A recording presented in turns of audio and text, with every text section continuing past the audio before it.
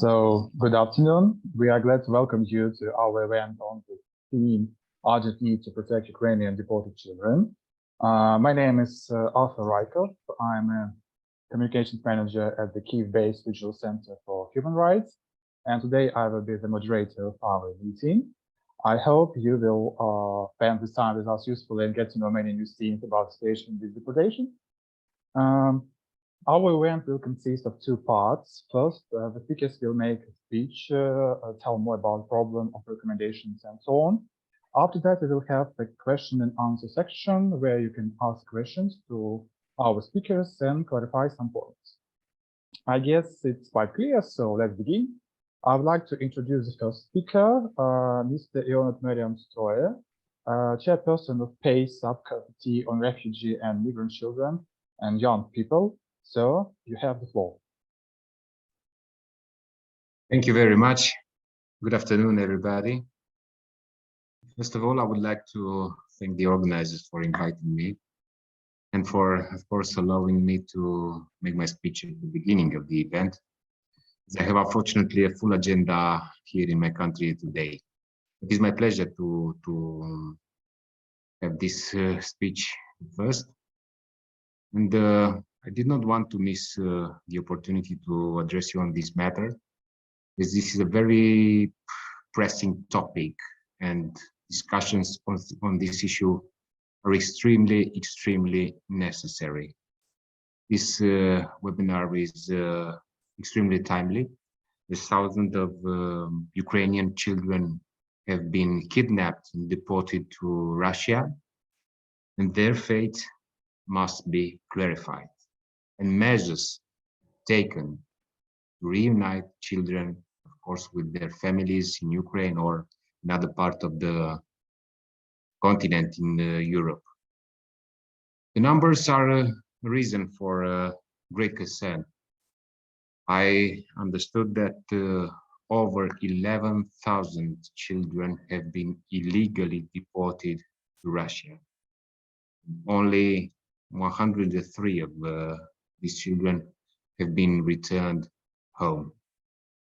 Even more concerning from my point of view is that these children are adopted by Russian families with massive media campaigns, such as fake documentaries advocating for this type of behavior, forced adoption programs, and the deportation of children, massive vacation and rehabilitation schemes are most likely the backbone of a massive Russian depopulation campaign that may amount to violation of the Convention of the Prevention and Punishment of the Crime of Genocide and constitute a wider ethnic cleansing.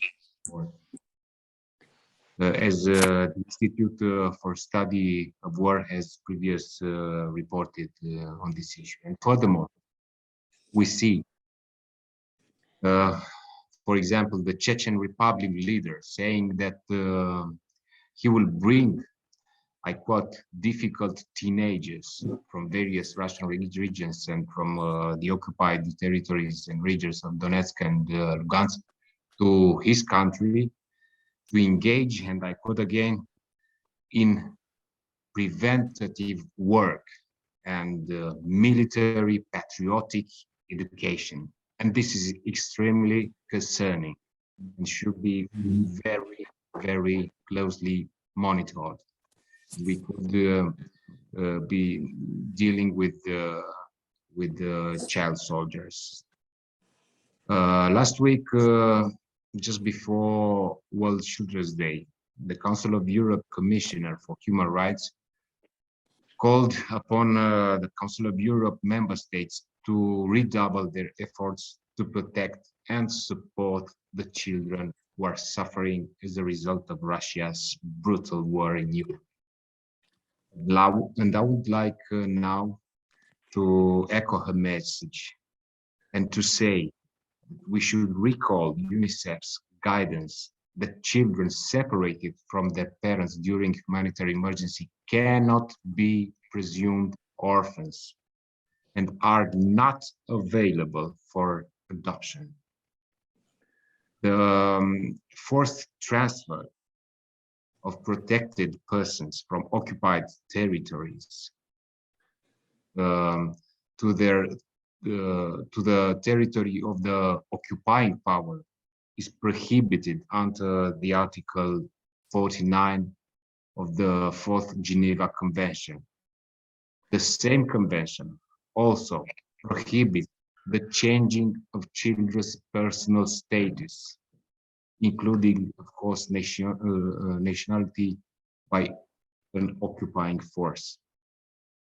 And the widespread and systematic violations of the human rights of children in the context of the war in Ukraine must be stopped.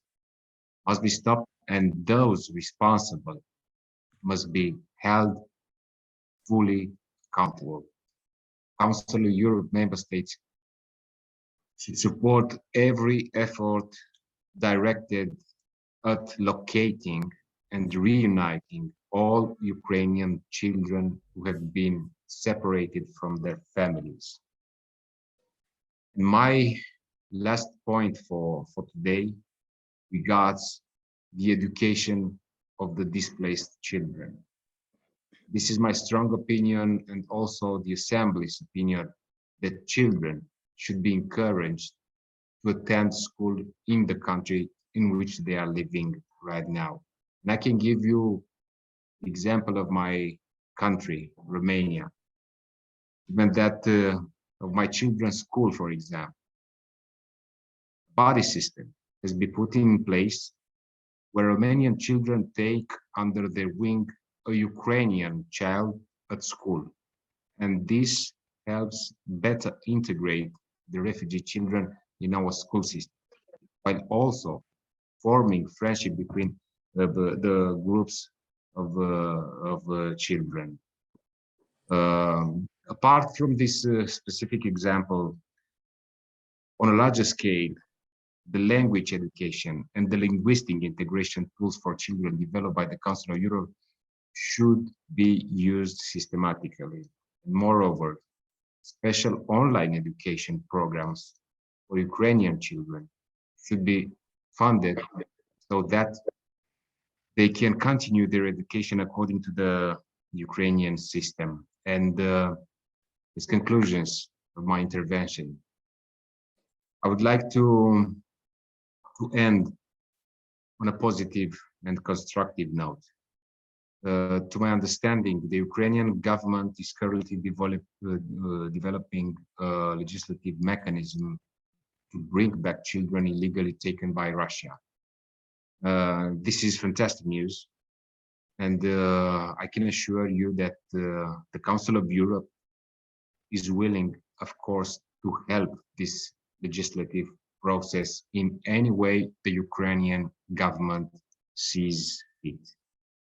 I myself, as the chairperson of the subcommittee on refugee and migrant children and young people, will remain at your disposal, and I assure you of my full support on this matter. Thank you very much for having this opportunity, and I wish you all the best. Thank you very much for your speech and for choosing to be the first to speak. So let's move on. The next speaker will be Olena Viho, the representative of the Ukrainian Parliament Commissioner for the Rights of Children, Family, Youth and Sports.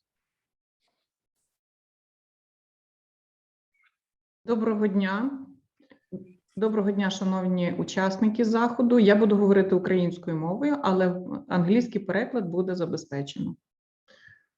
Dear colleagues, nice to meet you. I'll speak Ukrainian, but translation will be provided. Ми сердечно дякуємо за високу оцінку і за те, що, власне, навіть сьогодні ви знову в черговий раз піднімаєте питання дітей України в умовах війни. We are really thankful for your support and for question of Ukrainian children during the armed conflict today. І, власне, для того, аби ви наочно могли побачити, що проводиться в Україні на сьогоднішній день Росією, я зараз буду транслювати вам презентацію. To show you the real situation that Russia provides in Ukraine, I'll show you our presentation.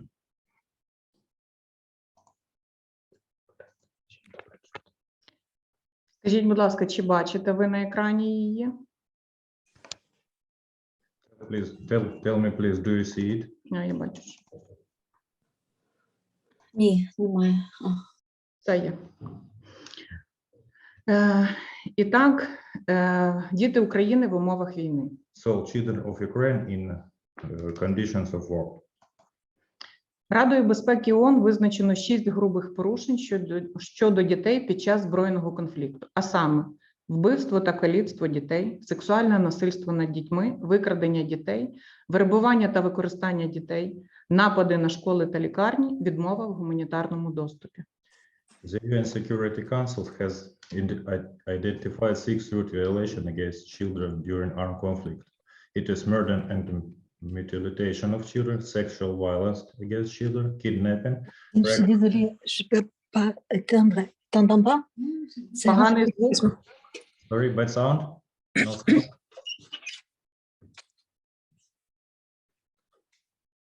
Продовжуємо.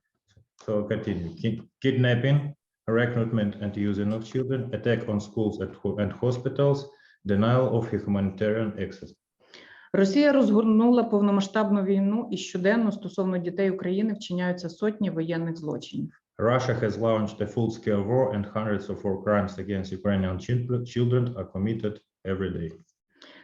Ви бачите безпосередньо цифри, по яких Росія вчиняє звірства стосовно дітей. 437 дітей загинули, 839 дітей були поранені, 7671 дитина були знайдені, 382 дитини були зниклі, 119 дітей були повернуті і 11461 дитина були викрадені до Російської Федерації або перебувають на непідконтрольних територіях. You see data according to the state portal children of war. 437 children died. 839 children were wounded. 7,646 children were found. 382 disappeared.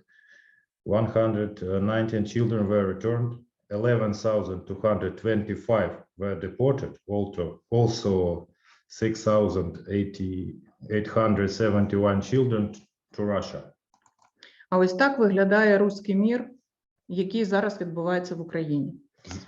That's the face of Russian world in Ukraine now. Вбиту росіянами дівчинку знайшли працівники Державної служби надзвичайних ситуацій під завалами будинку. The killed by Russian girls was found by the emergency servicemen in the rubble of the house. Хлопчик біг під час тривоги до літніх людей, щоб повідомити про сигнал тривоги, а сам загинув. Літні люди вижили. The boy ran during the alarm signal to elderly people to warn them. He died. The elderly people survived.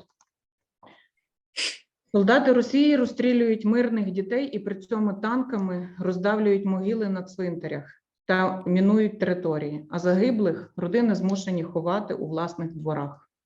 Russian soldiers shoot peaceful children and mine territories while tanks crush graves in cemeteries. Families are sued to bury their dead relatives in their own yards. Розстріляна окупантами родина на Київщині, яку ви бачите на фотографіях. You see on photo a family shot by occupiers in the Kiev region. На машинах були позначки, які свідчили про те, що це цивільні. Були зазначені надписи «Діти і білі шматки матерії». There were markings on cars that identified that there were civilians. There were children and white flags. Колона була впритул розстріляна російськими солдатами, а на фото ексгумація загиблої родини з передостаннього авто. The column was shot at close range by Russian soldiers. On photos, you see an exhumation of that family from the next to the last car. 5 вбитих людей, і серед яких була 2-річна дівчинка. 5 killed people, including 2-year-old girl. Діти України навчилися писати листи загиблим батькам. Ukrainian children have learned to write letters to their dead parents. Особливо Росія не тільки забрала дитинство 2022 року в українських дітей, а в багатьох втрачені верхні та нижні кінцівки, понівечені обличчя та все тіло. Russia not only took away the childhood of 2022 from Ukrainian children, a number of children lost their limbs, their faces and bodies are mutilated. Ось ви бачите, яка гарна дівчинка була до того, коли російський солдат прийшов її визволяти на території України. Here you see a beautiful girl and her photo after a Russian soldier came to Ukraine. Особливо військові злочини – це викрадення дітей та депортація. Special crimes of war is kidnapping and deportation. Із соціальних мереж, зі звернень, які надходять до уповноваженого Верховної Ради з прав людини і та дзвінків до консультаційного центру, ми дізнаємося про факти масового вивезення українських дітей-сиріт, дітей, позбавлених батьківського піклування в Росію та тимчасово окуповані території Криму. We get information from social networks, appeals by the Commissioner and calls to the consultative center about the mass removal of Ukrainian orphans and children deprived of parental care to Russia and temporarily occupied territories, also to the Crimea. Про кожен факт незаконного переміщення або депортації дітей, який став відомий Офісу Уповноваженого, ми повідомляємо Офіс Генерального прокурора, Головне слідче управління Служби безпеки України, Національне інформаційне бюро. Every fact of illegal children transfer deportation that Office of the Commissioner knew about we report to the General Prosecutor Office, Main Investigation Department of the Security Service of Ukraine, National Informational Bureau. Так, лише за жовтень місяць було направлено більше 5 листів про факти вивезення 254 дітей з Херсонської та Луганської областей. Зокрема, про факти вивезення 28 дітей з інвалідністю з Олешківського дитячого будинку-інтернату Херсонської області.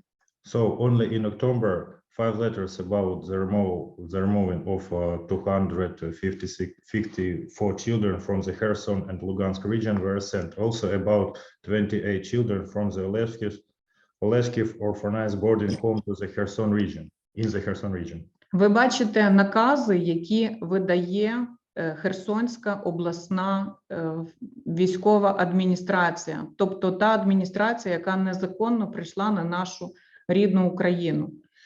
You see the orders of so-called Kherson district registration of occupied government. І ви бачите наказ, саме цинізм цього наказу над тим, що дітей з інвалідністю вивозять на оздоровлення до клінічної психіатричної лікарні. From their orders in photo, we can see the cynicism toward children with disabilities from whom they evacuate to rehabilitation to the clinical psychiatric hospital number 5 of the Simferopol district. У своєму телеграм-каналі Марія Львова-Білова підтвердила депортацію 52 дітей з Олешківського будинку дитини. In her Telegram channel, Maria Lvova-Belova confirms the deportation of 52 children from Oleshkiv boarding house. Окупаційним керівництвом проігнорована наявна в закладі інформація стосовно дітей, яка містилась в їхніх особових справах. So-called occupation government has ignored available in the institution information about children which was contained in their personal files.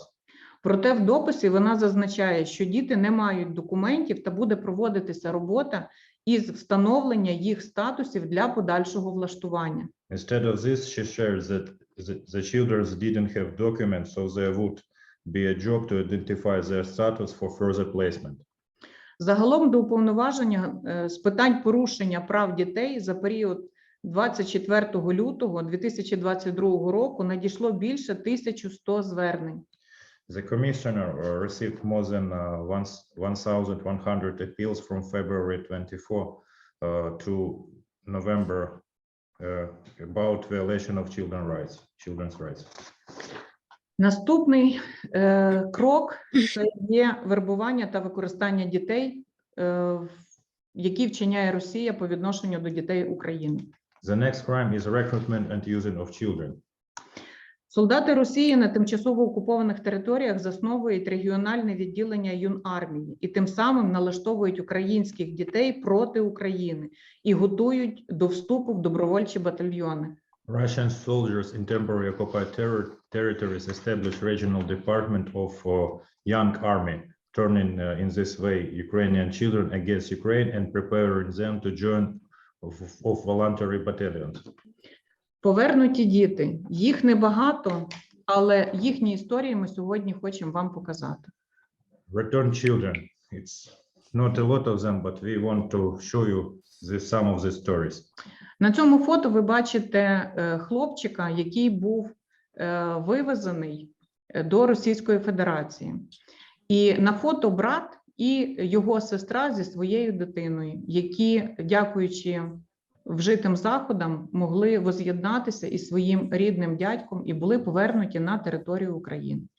On this photo you can see brother, sister and her child who were deported to Russia.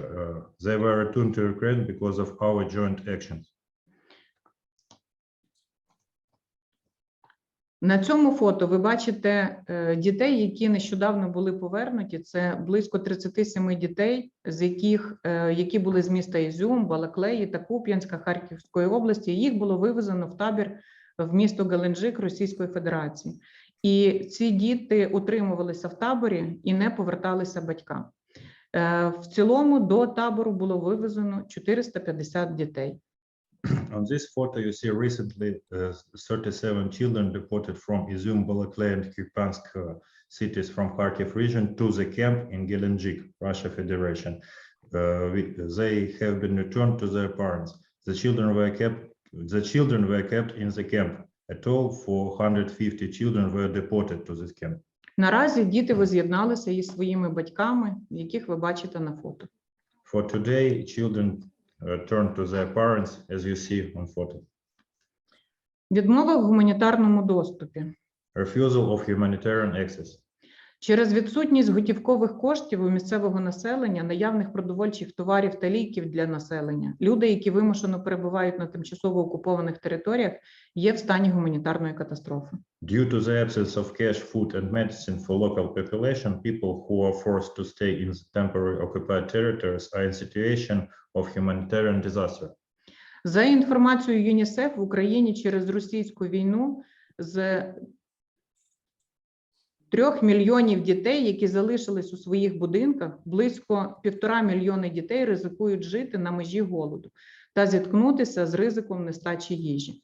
According to the UNICEF, due to the Russian war in Ukraine, among 3.2 million children who remained in their homes and about 1.6 million are in risk of starvation or risk of living on the verge of starvation or deficit of food and face the risk of food shortage.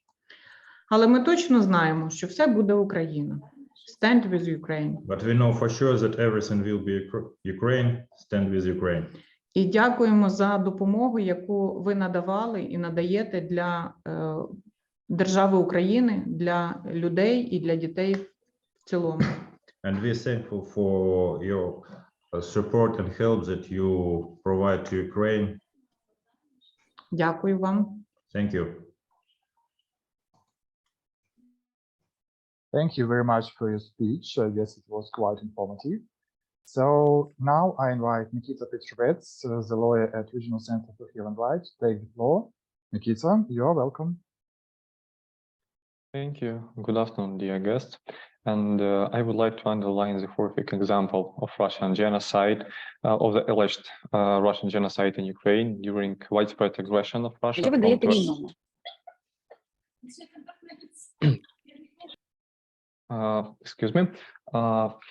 during widespread aggression of Russia from 24 February 2022. And I believe that as people, we must remember about it, speak about it, and find ways in order to bring Russia to justice for that. So, children. Ukrainian children that were deported to Russia, that were adopted by Russian families and are being adopted by Russian families right now. As of the end of September 2022, and since the beginning of the full-scale invasion, the Russian Federation deported up to 1,600,000 of Ukrainian citizens at Russia, and more than 200,000 of them were minors. Ukrainian children were deported to 57 regions of Russian Federation. And that policy is official and is carried out openly and without any feeling of shame. Such actions are led by the Presidential Commissioner for Children's Rights, Maria Lvova-Belova, and also at the parliamentary level by the pro-Putin United Russian Party. Maria Lvova-Belova had the genocide. She personally accompanies children and she personally accompanies the process of deportation to Russia and transferring Ukrainian children to Russian families. For example, on August 4, 2022, Maria Lvova-Belova reported that 116 children were deported from Russia and were adopted by Russian families. And 133 of them have already gotten Russian citizenship. Maria Lvova-Belova encouraged getting of Russian citizenship in order to speed up the process of illegal adoption. Also, for example, her personal speech that was on September 21, Maria Lvova-Belova said that, quote, Russia, despite any sanction, will accept Ukrainian children into the Russian family. Russia does not abandon its people, especially its children. The children of these territories have a common future with their Russian peers. Also, it's important to note that a process of adoption of Ukrainian children was not started after 24 February 2022. It was started after occupation of Crimea Peninsula. For example, there were more than 400,000 of orphans and children that were deprived of parental care. And it became known that many of them were adopted by Russian families through the program that called Train of Hope. So what does international law say about this? We believe that it's an obvious issue. Forcibly transferring children from one group to another, in particular from a Ukrainian group to a Russian one, is an international crime according to the Rome Statute and the Convention on Prevention and Punishment of the Crime of Genocide. It's an example of the unique element of the cultural genocide that was included in the convention. And the aim of Russian officials is to change Ukrainian identity, to make Russians from Ukrainians. And it's easy to do when a child is located on Russian territory, lives with Russian families, and studies in Russian schools, and moreover cannot be returned to Ukraine. So do we have time to wait? We believe that no, we don't. Longer we wait, the more Ukrainian children will become Russians. And this is why our organization with our partner Lemkin Institute for Genocide Prevention prepared submission to the ICC. But we all know that it's a long process, and there are still many other options what we can do. And I must repeat it again. We must find and use all ways in order to bring Russia to justice for that. And thank you for your attention. And my colleague will continue with mental element of Russian genocide in Ukraine. Thank you. Thank you, Mikita. Darina Kilhorna, the lawyer at the Regional Center for Human Rights, is joining our discussion. Dasha, you have the floor. Thank you for giving me a floor, distinguished audience. Continuing my colleague's idea, I will say that Russians are really quite aware of what they are doing and against whom they are doing their actions. Speaking in legal terms, the crime of genocide, according to the both Rome Statute and Genocide Convention, requires the proof of general and special intent that the perpetrator has against the protected group. And talking about this general intent, we see that all process of illegal transferring and forcible adoption is committed under super direct control of Maria Lvova-Belova, who is Commissioner for a Child's Right in Russia and her administration.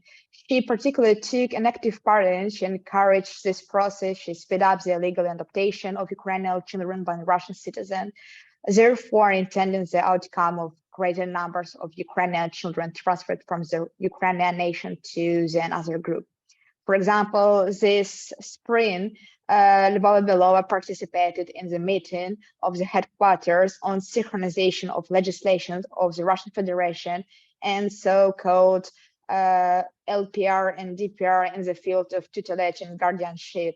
According to the results of this meeting, at the end of the May, to simplify the whole procedure of forcibly imposing citizenship of the Russian Federation, children from the temporarily occupied territories of Ukraine, quote, were allowed to obtain Russian citizenship in simplified manner, end of the quote. Another day, Maria Lvova-Belova proposed the creation of some kind of single data bank for both occupied territories that would identify all orphans and children deprived of parental care by analogy in how it works in Russia. And she stated that all this is kind of large and painstaking work on harmonization and adaptation of the law and interstate the creation of necessary conditions, the search of selection of families ready to adopt these children with disabilities or large family who could adopt a group of children like 4 to 9 was sort of kind of her generally work. And we're also sure that this generally work, as she stated, is purposely directed against Ukrainian national group. Herself, Maria Lvova-Belova repeatedly claims that all the children from the temporarily occupied territories of Ukraine has become Russian children. As for example, this September, she wrote on her social network page, just after the Russia's illegal annexation of part of Donetsk, Luhansk, Kherson, and Zaporizhia regions of Ukraine, the message, quote, children of the named regions are now Russians. I congratulate you, friends. We're happy to welcome you into our big family. End of the quotation. Her expression of children being now Russians reveals her acknowledgement of their previous national identity as Ukrainians and hence their forced conversation into identity of the perpetrator. Moreover, Commissioner Lvova-Belova claims that the goal of forcible transfer of Ukrainian children to Russian families is to eradicate their Ukrainian identity and create super new loyalties to both the Russian Federation and its top management. She stated herself, the quote, we brought a group of children from Mariupol in a quantity of 30 people to the territory of Moscow region so they could recover a little. And the story began. They spoke negatively about Putin. They said all sorts of bad things and Ukrainian anthems. They shouted glory to Ukraine, etc., etc. But some time passed and these children were placed in foster families in Moscow region. And one of the boys was placed in her family and she can see with her own eyes how this integration began to happen because they started to love Russia. They started to have this will on joining the Russian armed forces. They started to believe in the priority of Russian nation and against other, etc., etc., end of quotation. All these actions taken by Lvova-Belova and subsequent change of this kid's Ukrainian identity to the Russian testify in favor of the presence of this special intent of her part and the destruction of Ukrainian nation. She even stated herself that only 2 months that kids were overwhelmed with receiving of a passport of citizen of the Russian Federation. Finally, answering the question about her inclusion to the sanction list in connection with the deportation and illegal adoption of Ukrainian children, Maria Lvova-Belova was happy for this one because she believed that, quote, that is feeling that we are doing the right way, end of quotation. And we understood with such actions, with such activities of her, that there's a real testifying of her conclusion of her conscious attitude to her actions and the presence in them of the special intent, of general intent aimed at fastest possible change of identity of Ukrainian children from the territories of Ukraine and temporarily occupied by the Russian Federation through their transfer to Russian families, where they forced to quickly adopt Russian culture and narrative of political regime. We need to stop it right now, because the bad things will happen in the future, and we cannot prevent these bad things happening if we do not take the actions right now. We need to do it in the most quick and most decisive way, and my colleagues will continue this idea in her next speech. Thank you for giving me floor. And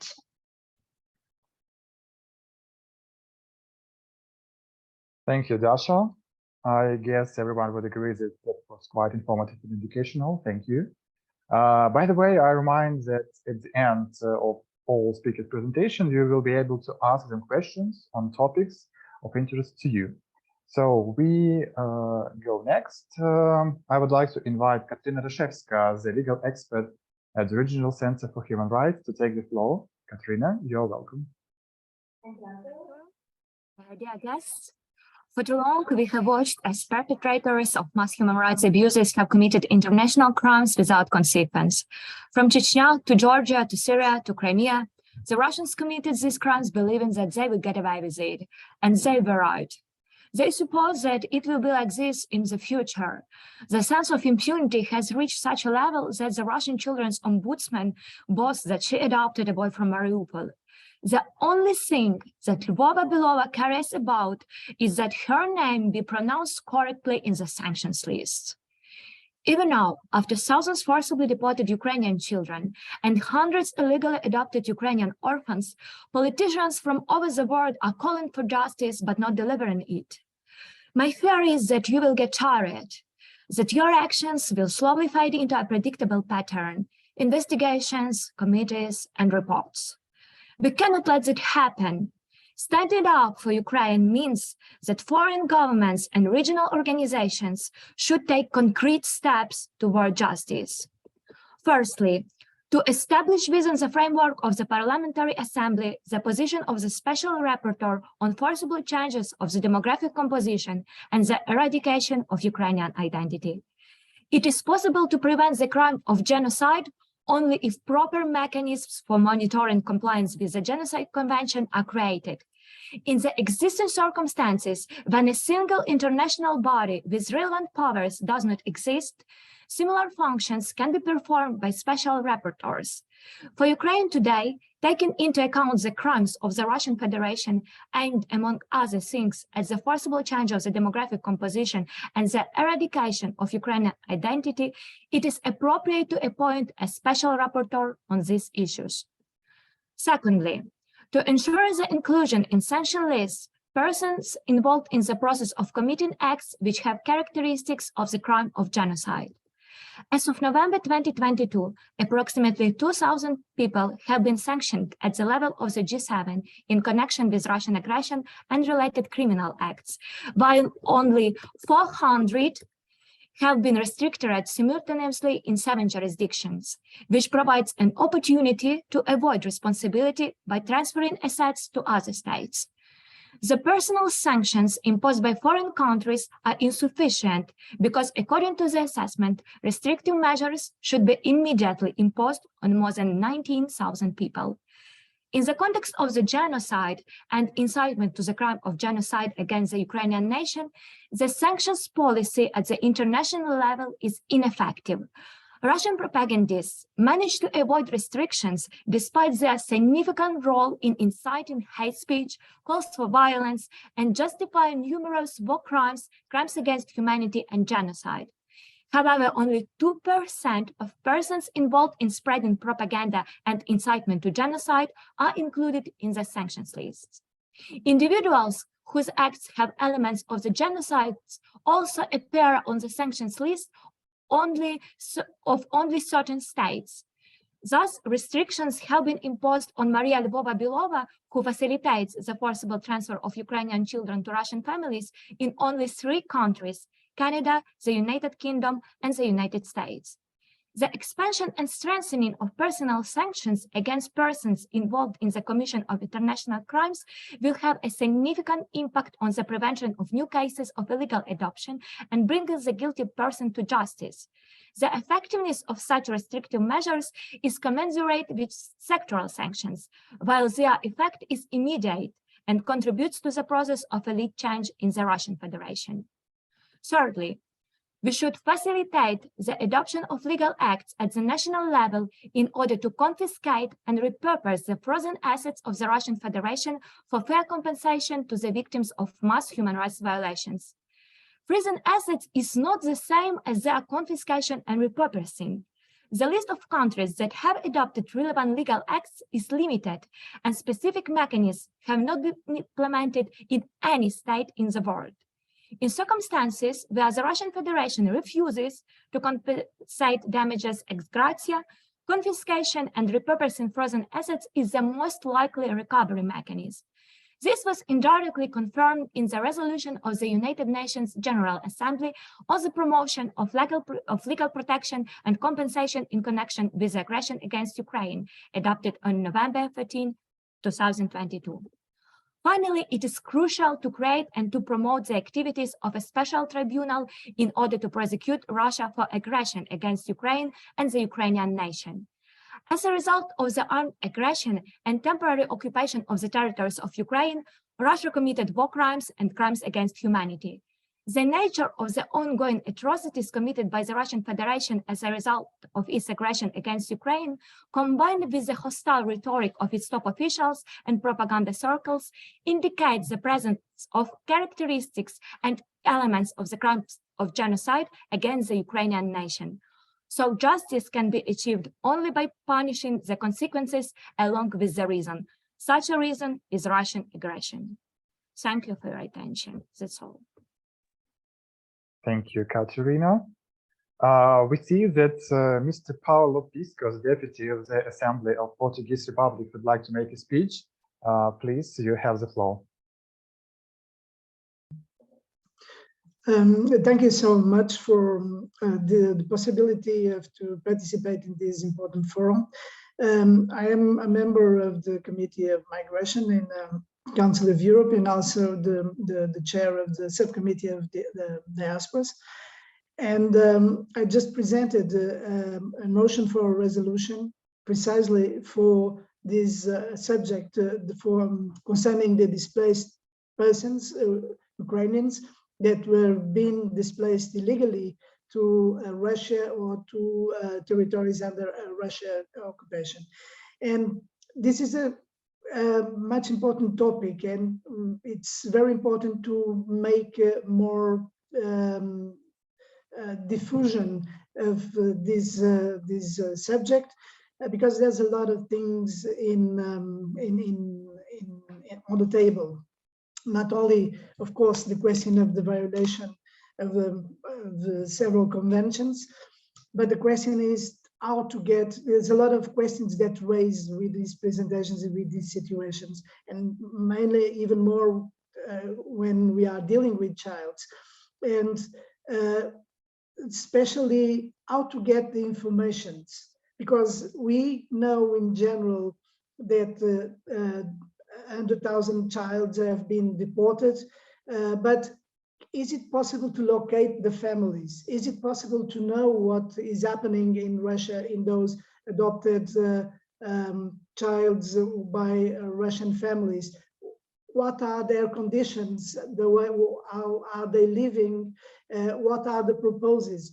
So the question, because we don't have much time and I don't want to take many more time, but I think it's very important that all those that have informations, that we send it to the committee, to the Council of Europe, to the Committee of Migrations and Displaced Persons, for we to work on this subject, because we must do many other meetings to discuss these questions, because we are missing a lot of information about all those child and adults that have been deported, displaced forcibly to the Russian or to territories under Russian occupation.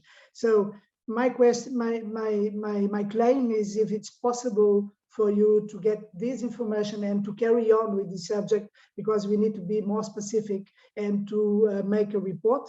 I hope that you could do it. Very soon we're going to make the decision of to adopt this report, and I hope you could do it.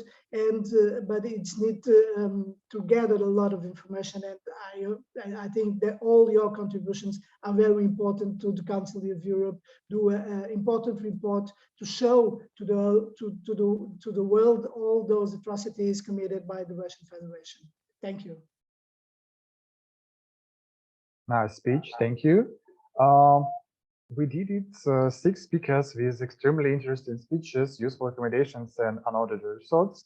Thank you very much. Now it's high time to start our question and answer section. I hope you have prepared some interesting questions to our speakers. Please raise your hands if you're ready.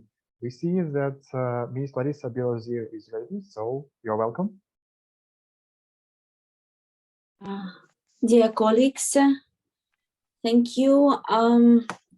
Actually, I would like to respond to my colleague in the Committee of Migration. I'm also a member from the Ukrainian delegation of the Committee of Migration in the base to Paulo Pisco. It is very hard to say how many children were taken to Russia in general.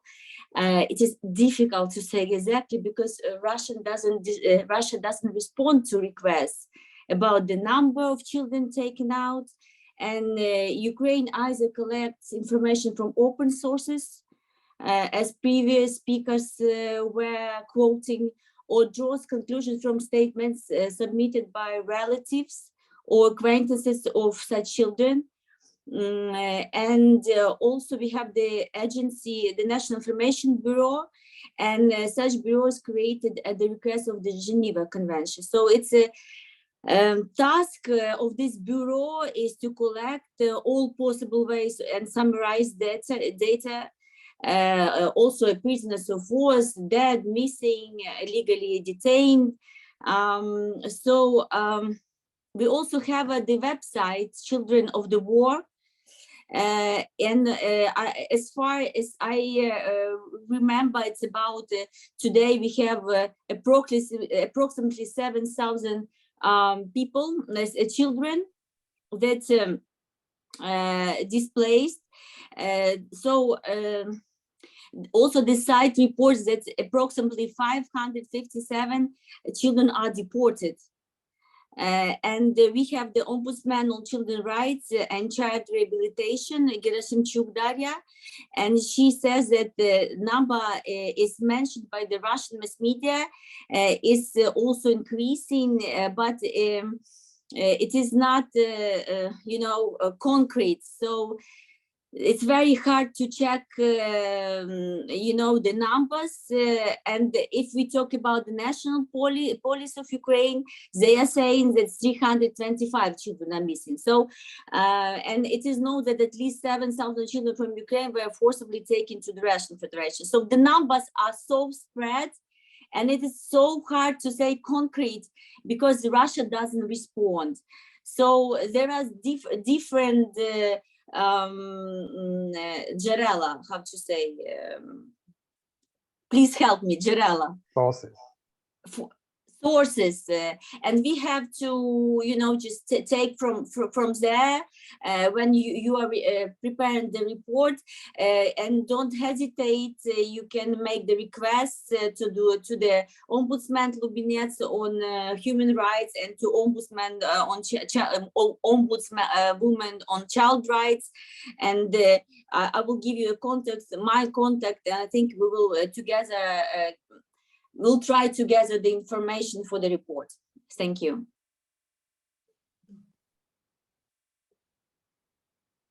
Thank you very much. Maybe anyone else have some question?